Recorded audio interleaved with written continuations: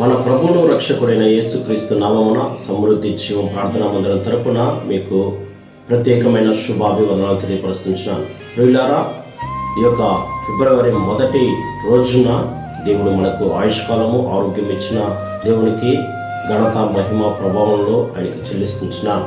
వాక్య సందేశంలోనికి వెళ్దాం. ఇర్మియా గ్రంథం 40వ అధ్యాయం 4వ వచనము ఈ రీతిగా సెలవిస్తున్నది. ఇర్మియా గ్రంథం 40వ అధ్యాయం 4వ వచనము ఈ రీతిగా సెలవిస్తున్నది. అందుకాయన ఈ దినమున నేను నీ చేతికి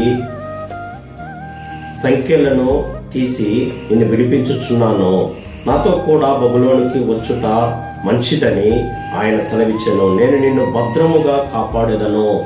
దేవుడు అంటున్నాడు, బబులోను దేశములో మన ప్రపంచ దేశాల్లో ఉంటున్న క్రైస్తవ మతాలను, క్రైస్తవ ఆత్మీయులను ఏమంటున్నాడు, నేను నిన్ను విడిపిస్తా, చెరలో నుండి విడిపిస్తా, బానిస బ్రతుకుల నుంచి విడిపిస్తా, పాప బంధకాల నుంచి విడిపిస్తా, అప్పుల సమస్యల నుంచి విడిపిస్తా, అధికమైన ప్రార్థనా జీవితంలో నడిపిస్తా. అంత మాత్రమే కాదు, నిన్ను భద్రము చేస్తా.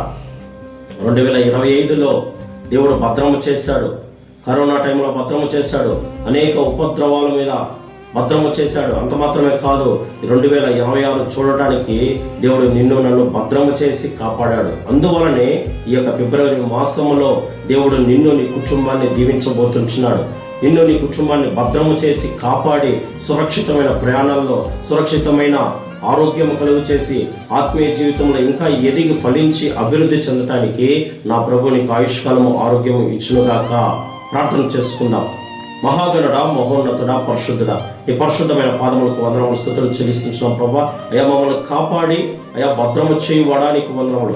ఆత్మీయ జీవితంలో భద్రము చేయండి, పరిశుద్ధతలో భద్రము చేయండి, నీతిలో యథార్థతలో భద్రము చేయండి. అంత మాత్రమే కాదు, అయా జనవరి మాసము గతించిపోయి ఈ యొక్క ఫిబ్రవరి 1 రోజున 1 దినాన తండ్రి వాగ్దానముగా తండ్రి మమ్మల్ని కాపాడువాడా, భద్రము చేయువాడా నీకు వందనములు. మా కుటుంబాలను కాపాడండి అయా, మా సంఘాలను కాపాడండి అయా, మా యొక్క పరిస్థితులను మీరు భద్రము చేయండి. క్రైస్తవుల మీద వస్తున్న ప్రతి పన్నాగాలను యేసునామములో తుడిచివేయండి. మీ చిత్తమైతే తండ్రి మమ్మల్ని కాపాడి భద్రము చేయమని, కుటుంబాలను అయా వింటున్న ప్రతి బిడ్డని వారి కుటుంబాలను భద్రము చేసి రక్షించండి, కాపాడమని. ఈ రాజ్యంలో వీరందరూ చూడటానికి కృప ఇచ్చేమని యేసునామములో అడుగుచున్నాము తండ్రి. ఆమేన్.